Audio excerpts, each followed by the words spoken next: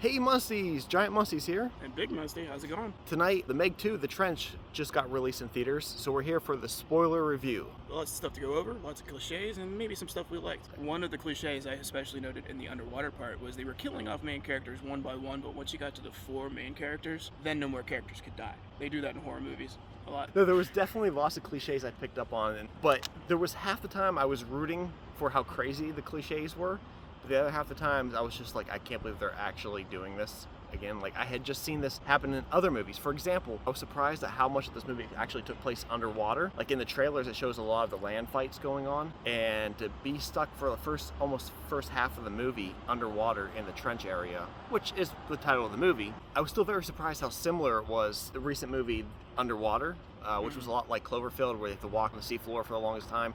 They even have one of the characters die from what is it? Decompression? When the helmet crashes. Yeah, Yeah, that was just like the movie Underwater. I caught that moment. I think sort of like that movie Underwater is it kind of had the same premise where you're stuck on a station and you're trying to get out and the monsters are just like anywhere outside, sometimes magically like appearing right in front of you at the last minute. From the very beginning, I was like, somebody in this room is going to be a traitor. You know, when they had all the people at that cocktail dinner, it just had that feeling. I guess that goes back to the cliches we talked about before, you know, where you have to have somebody backstabbing somebody else. And then you get that revenge moment where one of the monsters kills the ultimate bad guy. There was a lot of really goofy plot hole moments too and everything. Like I noticed, for example, the main bad guys, their whole point is that they didn't want to get discovered in the beginning. They were doing this like whole sabotage thing secretly. They were working from the inside the whole entire time. Why not just sabotage the original expedition to give themselves time instead of like sabotaging and involving murder? Because like, why did they sabotage the rescue thing? They didn't know they would need rescued. There were too many things that just happened to come into place that I don't know if it's just poor writing. Maybe they could have done something better. You have a good point though, because things do kind of just fall in place conveniently, like especially during the final battle and stuff. It's just like, oh, something blows up. It's okay. The explosion blows you towards your solution of what you need to solve. Yeah, like and that explosions takes out, that kill you. It's almost like a domino effect. Like one thing solves one problem, that solves another problem. That it just nonstop, all conveniently. Another major plot hole I realized is spoiler. You didn't see the first movie, but in the first movie, a huge plot point is that, you know, sharks are attracted to blood. And they kind of hinted that in this, too. When the blood was dripping in the water, they started heading towards that. And that's actually how Jason Statham's character defeats the Megalodon in the first movie, is he hurts it enough that sharks from, like, all over the ocean come and just feed on it until it kills it. And you get kind of, like, surrounded by a pack. Here in this movie, though, I noticed that, like, at one point, whenever Jason kills the first Megalodon and blows, like, a giant hole in the head of his body, it should have lured the other Megalodons, but they didn't seem to be interested in that blood. It was very convenient at some points. It's like, oh, the sharks are interested in blood now. Now they're not interested in blood. Because they used that a few times to kind of, like, lead up to jump scares. Like, whenever he was outside with the broken nose. No, his nose wasn't broken, but his sinus was bleeding because of the pressure, I think it was. And like you were like, oh, there's the shark up there, it's gonna get him, and then they used one of the little critters to kind of pop up. The jump scares in this movie were insane. Like, okay, I don't mind some jump scares, but this was actually starting to stress me out. I'm like, I don't know if my heart's gonna make it through this. There was a point in the movie where jump scares started happening like every minute, and like the 2 older people in front of us in the movie theater just like got up and left. I don't know if they were. The one guy was actually setting up like he was having a hard time like breathing or something. Yeah, but no, I did see them get up and leave. Yeah, he kind of stood there for a while. So yeah, maybe he was having a medical emergency from all the jump scares.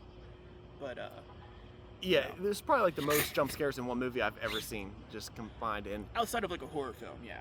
I mean, I think they were used mostly pretty well, but it was excessive. Yeah, they found like when you're underwater, it's a moment where you're very vulnerable, especially as a human, so deep underwater. So the jump scares seemed appropriate there because danger could be lurking around any corner. Yeah. Especially since they hinted at giant monsties, such as like the giant monsties, such as the the octopus they hinted at. I don't think there was a squid. I didn't see a squid. No, it's just the giant octopus. And then they had that the eel thing that jumped out of like. That made you jump out of your seat because I was watching it. I saw you just like leap. Yeah, I think by the time we got to the end of the movie, I think the jump scares even actually started to wear off on me some, because there was that part where the one character is in the grass, he looks in the shovel and sees the creature sneaking up behind him. I don't know if that just wasn't done as well or if I was just numb to it at this point, but I didn't jump for that one necessarily. I found it really difficult to actually feel emotionally attached to any of these characters because there were so many fake out deaths, and it's like, oh wait, no, this person's actually alive. Like, oh, this person's about to die from a helicopter crash. Oh no, they're still alive. Right. And then when somebody finally does die, it might be brutal, but it's just like, are they actually dead this time, or are they gonna pop up back again? And when this movie opens, the I guess the main character, the Jason Statham character, The Transporter.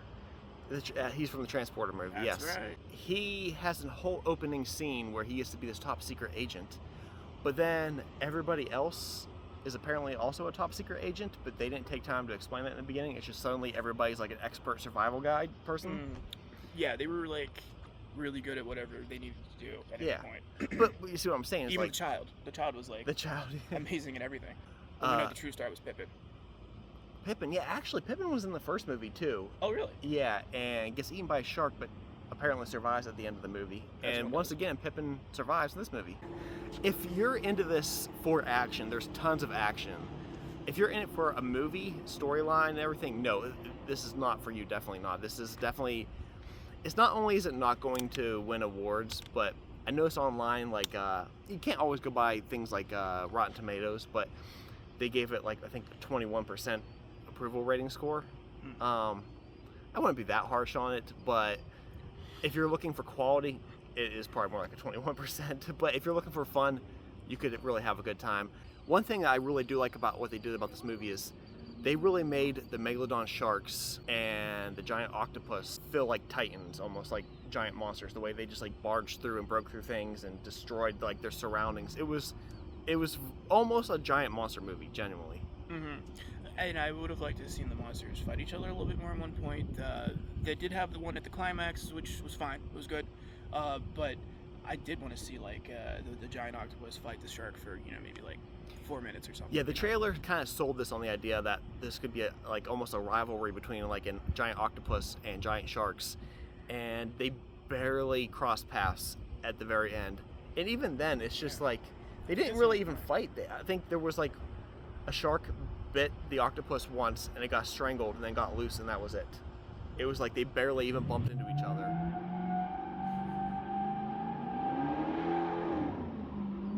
Like the parking lot's not even abandoned yet and everybody's just doing burnouts right now. And speaking of the giant octopus, I was completely fooled by the trailer. I don't know why I thought that was a giant kraken. Maybe because whenever they first showed it in the trailer, it looks like it's almost like standing up kind of. I don't know what scene that was, but wasn't that the reveal of the monster, like when they were underwater after they saw its babies? Yeah, it sort of kind of arch his body up, I guess, right. Words, but I can see, yeah. So sure. There's no kraken in this movie. I was totally wrong with my trailer review of this. Unless you define what a kraken is. Some people think it's a squid, some people think it's an octopus. Or a titan, like you mentioned before. One other thing I really noticed about this movie is giant monster movies often have environmental messages or just political messages in general. This movie definitely had a very blatant, in-your-face environmental message. From the very beginning, like the very first time they mentioned a thermal zone, I knew that was immediately like a reference of to the ozone. The ozone. Then there was a hole in but then again, it's kind of really about the ocean too, about polluting in the ocean. But it can go both ways, I think. Yeah. From the very beginning, when they were dumping like radioactive material off the edge, I'm like, this just reminds me of like some of the old Godzilla movies. Especially at the very end, whenever the hole got blown through there. Yeah. It started reminding me of like that recent Netflix movie, Don't Look Up, whenever everything's kind of too late and the disaster has been unleashed. Yeah, we're already there. Yeah. Scientists did recently say we're past the global warming stage and now we're in the global boiling stage. But that's another problem. I did find it spiritually honoring giant monster movies that have those messages. Yeah, they were sort of a side effect of what mankind was doing, although they weren't necessarily an outcome of what happened at the beginning of the movie. I will say it's interesting for people maybe in our generation, because when we grew up, did you watch the original Jurassic Park growing up? Yeah, I was really young. It gave me nightmares. Yeah, but we grew up in a generation where the big blockbuster movies were definitely slower paced and you could actually sit in the moment and feel the scene and the tension. And now things have translated to the point where everything's just like cut out the tension, cut out the moment, just go for more explosions and everything. And I feel like all the action that we saw in here would be epic if it was paced out a little bit better. But maybe that's just the generation I grew up with. I'm not exactly sure. I think you have a good point. You never really had a chance to sort of appreciate what you were watching because so much was happening and then you're on to the next scene, I don't know how they could have changed the pacing, because every time that there was a chance that they could have slowed it down, they sort of set a time limit. Like, oh, we have 2 hours to go 3 miles. And then, oh, we're in this chamber, we could get an escape pod, but no, it's flooding. You know, they always imposed the times where things had to be sped up. Like, there wasn't a lot of character development because of that. I was also kind of disappointed that like the CGI did not really improve at all compared to the first movie. I know you didn't see the first movie. It wasn't great. When the CGI is bad, it stands out like a sore thumb, and you're like, oh, this is not up to standards. But there's a lot of times where there's really good CGI and you don't even realize that that's CGI. That might have been happening in this movie too. They might have just wasted it maybe on the wrong moments. Maybe. I think the only times it was really glaring to me was the land monsters / water monsters. Those things that were kind of at the beginning of the movie and at the end of the movie with the arms and legs. They looked a little out of place on land. I mean, obviously. I thought the actual shark itself, like whenever it was coming slowly at the camera and stuff, it just looked like a cartoon shark sometimes. I do not necessarily recall any music from this movie being really standout and memorable, although the pop music was extremely different in that instant. Like, there wasn't any dramatic theme music that I'm going to remember from this movie. However, yeah, like I said, the out of touch moments when, like the intro almost, whenever it started playing Under Pressure. Oh yeah, that did happen. Although at first I wasn't sure if they were going to play the Ice Ice Baby song. I thought that's what they were doing, and I started laughing, and then they played Under Pressure. I'm like, I get it, because they're underwater. Yeah, wow. Yeah, that just dawned on me. But no. But it was just like after like you just seen like a dinosaur get obliterated, all of a sudden like happy music comes in. It's not happy music, but it's like upbeat and moving. And it's interesting because at the very end, you get another, I assume Chinese or maybe Mandarin, rendition of "That's Not My Name." Yeah, that's not my name. I don't know who is that. Gwen Stefani or something, if I had to guess. No, I think it's the Ting Tings. Oh, okay.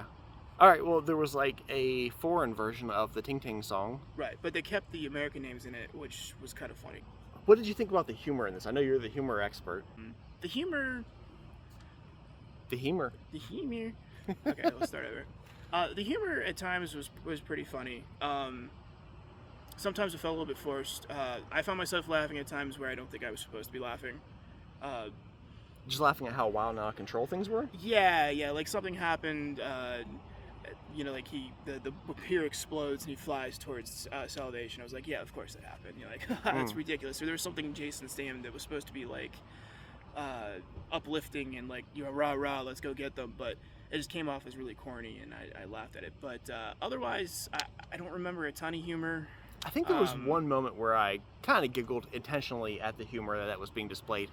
A lot of it reminded me of almost like cute humor, or whatever, just like small little jokes that are thrown in there to make the characters a little bit more lovable, but you're not actually really laughing. It's just like, oh, this character is goofy and adorable, or whatever, you know? Yeah, I don't remember a lot of other humor that landed for me.